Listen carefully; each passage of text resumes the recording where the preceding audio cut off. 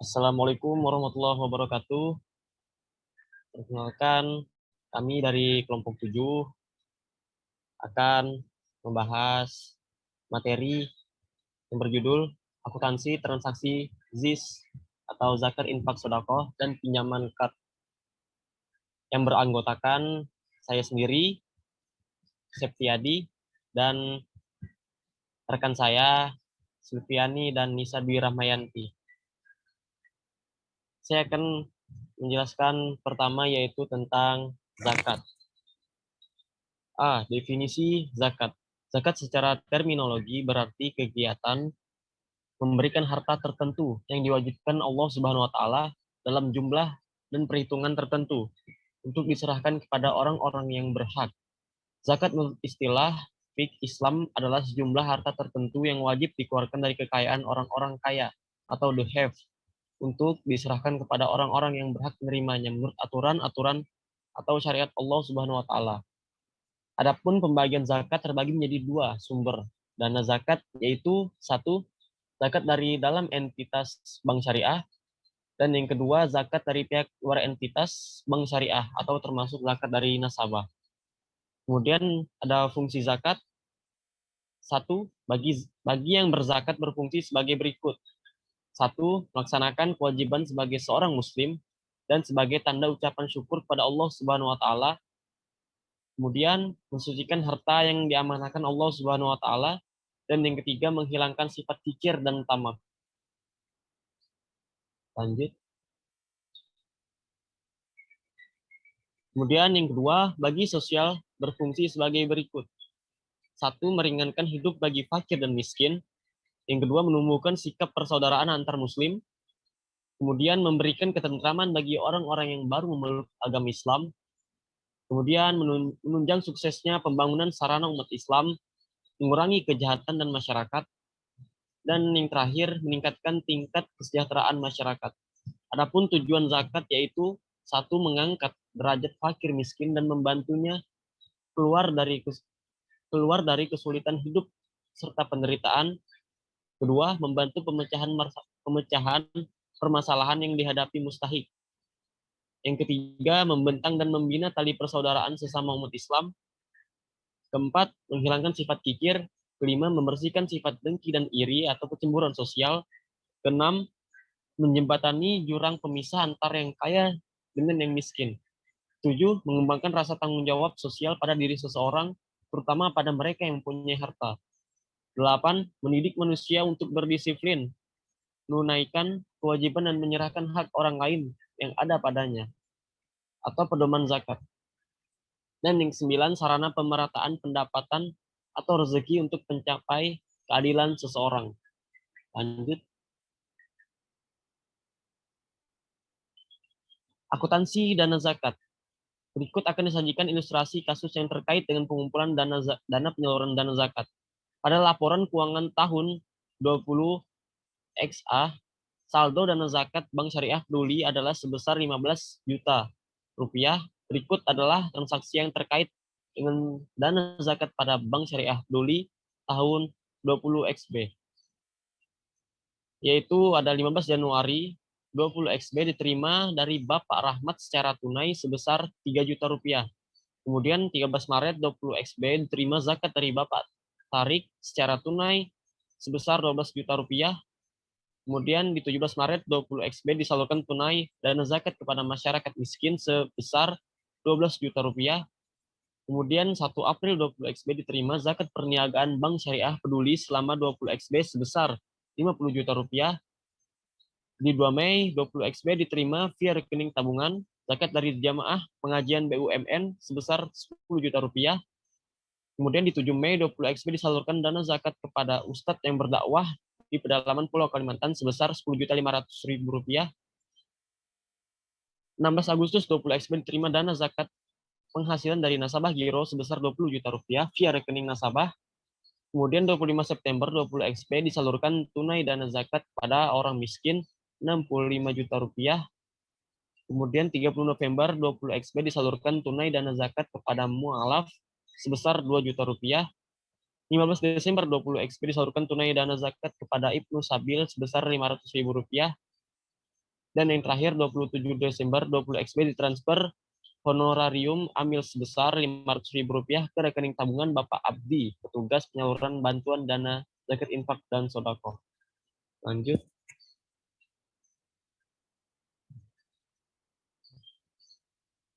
Ya, ini bentuk di tabelnya seperti berikut. Lanjut.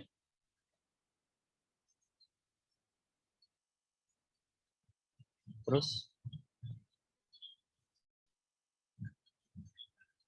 adapun pengungkapan dana zakat yang tadi sebelumnya.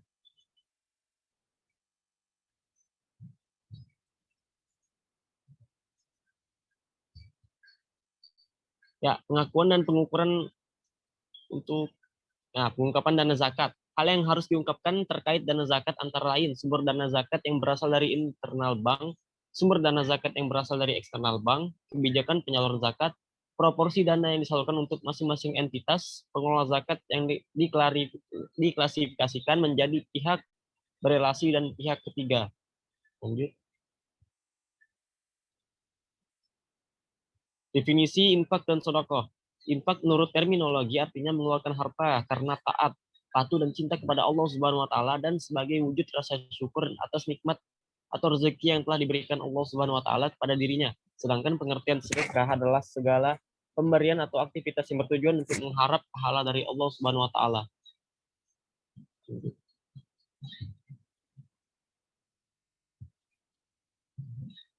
Pengukuran sedekah. Lanjut.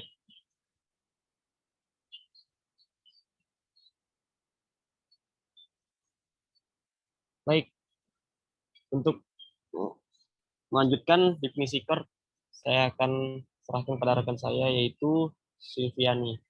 Padanya dipersilakan. Bisa. Baik, terima kasih. Selanjutnya saya akan menjelaskan mengenai definisi card. Secara terminologi, card berarti menyerahkan harta kepada orang yang menggunakannya untuk dikembalikan gantinya pada suatu saat. Transaksi ini juga salah satu transaksi yang diperbolehkan oleh syariah dengan menggunakan skema pinjam-meminjam. Akad karat merupakan akad yang memfasilitasi transaksi peminjaman sejumlah dana tanpa adanya pemenaan bunga atas dana yang dipinjam oleh nasabah. Transaksi ini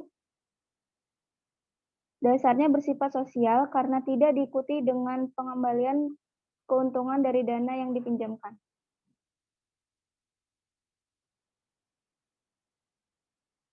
Skema transaksi pinjaman karat. Bank syariah sebagai pemberi pinjaman karat langsung masuk menjadi seleksi dan akad karat. Selanjutnya diberikan kepada penyerah dana karat. Yang ketiga, mengembalikan dana karat sebesar yang dipinjam dan nasabah penerima pinjaman karat. Selanjutnya, rukun transaksi pinjaman karat. Rukun transaksi pinjaman karat meliputi A. Transfaktor, yaitu pemberi pinjaman atau mukrid dan menerima pinjaman atau muktarid. B. Objek karat atau mahal al karat yang berupa uang atau benda habis pakai. Dan C. Ijab dan qabul yang merupakan pernyataan kehendak para pihak yang bertransaksi.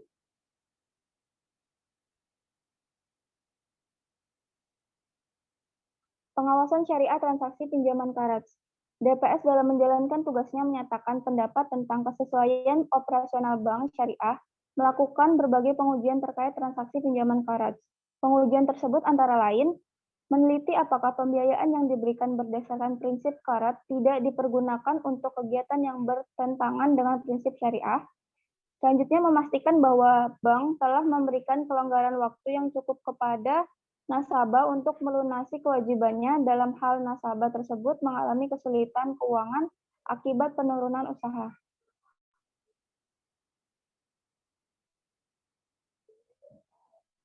Teknis perhitungan dan perjunalan transaksi karat.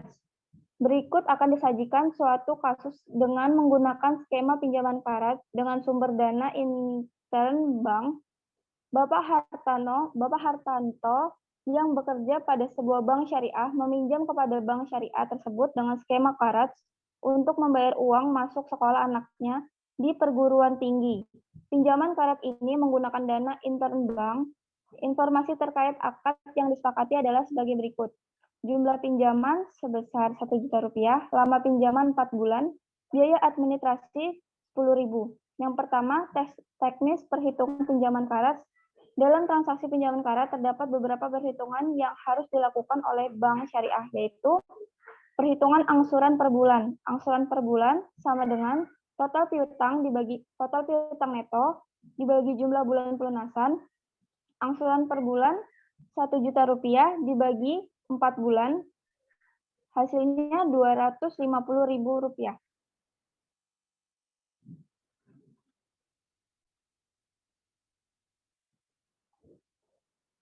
Yang selanjutnya, perhitungan biaya administrasi. Dalam hal ini, Bank Syariah menerapkan kebijakan biaya administrasi sebesar 1% dari pinjaman. Dengan demikian, biaya administrasi adalah sebagai berikut. N% dikali besar pinjaman, 1% dikali 1 juta rupiah sama dengan 10.000. Yang kedua, penjumlahan transaksi pinjaman qaraj. Saat akad disepakati, misalkan pada tanggal 20 Agustus 20 XA, Bank Syariah menyetujui pinjaman qaraj Bapak Hartanto dan langsung memasukkan dalam rekening tabungan atas nama Bapak Hartanto. Pada hari yang sama, Bank Syariah langsung memotong biaya administrasi atas transaksi pinjaman qaraj. Berikut tabel mengenai penjurnalan transaksi pinjaman qaraj.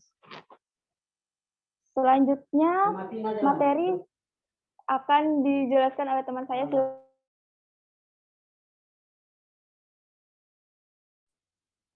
Baik, terima kasih. Saya akan melanjutkan materi yang sudah dijelaskan. B. Saat pembayaran angsuran. 1. Terdapat dana yang cukup untuk membayar angsuran. Apabila pada tanggal 20 September 20 XA, tanggal jatuh tempo angsuran pertama, Bank Syariah mendapati rekening nasabah memiliki saldo dana yang cukup untuk pembayaran angsuran. Maka, jurnal pendebitan rekening untuk pembayaran angsuran pinjaman qard adalah sebagai berikut. Pada tanggal 20 bulan 9 2007, pada rekening nasabah Bapak Hartanto, pada debit sebesar Rp250.000, pinjaman qard pada kredit sebesar Rp250.000. Kedua, tidak terdapat dana sama sekali yang dapat didebit. Apabila pada tanggal 20 Oktober 20 XA, tanggal jatuh tempo angsuran kedua, tidak terdapat dana sama sekali yang dapat didebit untuk pembayaran angsuran, barulah pada tanggal 5 November 20 XA, Bapak Hartanto memasukkan sejumlah dana sehingga memungkinkan Bank Syariah untuk mendebit rekening sebesar angsuran yang jatuh tempo. Jurnal atas transaksi 20 Oktober dan 5 November tersebut adalah sebagai berikut. Pada tanggal 20 bulan 10 2007, pada rekening pinjaman qard jatuh tempo, pada debit sebesar Rp250.000, pinjaman qard pada kredit sebesar Rp250.000.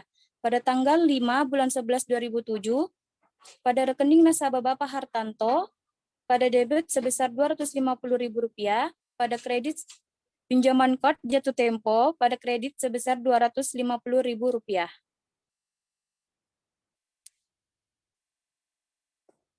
Ketiga, terdapat dana yang terbatas sehingga hanya dapat mendebit sebagian dari jumlah angsuran. Apabila pada tanggal 20 November 20 XA, tanggal jatuh tempo angsuran ketiga, terdapat dana yang terbatas sehingga Bank Syariah hanya dapat mendebit sebesar Rp150.000.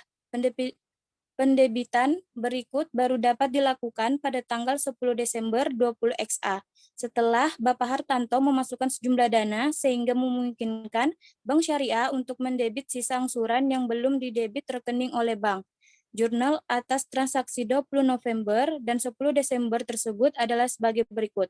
Pada tanggal 20 bulan 11 2007, pada rekening nasabah Bapak Hartanto pada debit sebesar Rp150.000, pinjaman qard jatuh tempo pada debit sebesar Rp100.000, pinjaman qard pada kredit sebesar Rp250.000. Pada tanggal 10 bulan 12 2007, pada rekening nasabah Bapak Hartanto pada debit sebesar Rp100.000, pinjaman qard jatuh tempo pada kredit sebesar Rp100.000. Saat penerima imbalan, misalkan pada tanggal 20 Desember 20 XA, waktu pembayaran angsuran terakhir yang juga merupakan waktu akhir periode pinjaman KOR, Bapak Hartanto di samping membayar cicilannya yang terakhir sebagai rasa terima kasihnya kepada Bank Syariah yang telah memberi pinjaman KOR untuk pembayaran uang kuliah anaknya, memberikan imbalan sebesar Rp25.000 kepada Bank Syariah. Penyerahan cicilan dan imbalan dilakukan secara langsung tanpa melalui debit rekening. Jurnal transaksi pada tanggal 20 Desember tersebut adalah sebagai berikut. Pada tanggal 20 bulan 12 2007 pada rekening kas pada debit sebesar Rp275.000, pinjaman KOR pada kredit sebesar Rp250.000, pendapatan operasi lainnya pada kredit sebesar Rp25.000. D. Pembentukan cadangan kerugian pinjaman KOR. Misalkan pada pertengahan bulan Desember 2007, Bapak Hartanto melaporkan dirinya mengalami musibah, sehingga diperkirakan tidak mampu membayar cicilan terakhirnya. Untuk itu, dibentuk cadangan kerugian penurunan nilai aset keuangan pinjaman KOR dengan jumlah sebagai berikut. Pada rekening beban kerugian penurunan nilai aset keuangan pinjaman KOR pada debit sebesar Rp250.000, cadangan kerugian penurunan nilai aset keuangan pinjaman KOR pada kredit sebesar Rp250.000. Lanjut. Pengungkapan pinjaman KOR. Hal-hal yang harus diungkapkan antara lain, 1. Rincian jumlah pinjaman KOR berdasarkan sumber dana, jenis penggunaan, dan sektor ekonomi. Kedua, jumlah pinjaman KOR yang diberikan kepada pihak yang berelasi. 3. Kebijakan manajemen dalam pelaksanaan pengendalian risiko pinjaman KOR. 4. Ikhtisar pinjaman KOR yang dihapus buku yang menunjukkan saldo awal. Penghapusan selama tahun berjalan, penerimaan atas pinjaman KOR yang telah dihapus bukukan, dan pinjaman KOR yang telah dihapus tagih dan saldo akhir pinjaman KOR yang dihapus buku. Sekian presentasi dari saya kembalikan kepada moderator. Baik, terima kasih kepada para pemateri yang sudah memaparkan materinya. Selanjutnya, saya akan membacakan kesimpulan dari makalah kami.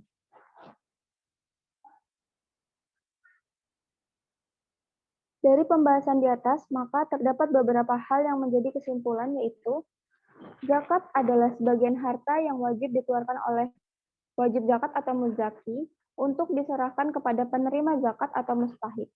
Hal yang harus diungkapkan terkait dana zakat antara lain, yang pertama, sumber dana zakat yang berasal dari internal bank, kedua, sumber dan dana zakat yang berasal dari eksternal bank, yang ketiga, kebijakan penyaluran zakat, yang keempat, proporsi dana yang disalurkan untuk masing-masing entitas pengelola zakat yang diklarifikasikan menjadi pihak berelasi dan pihak ketiga.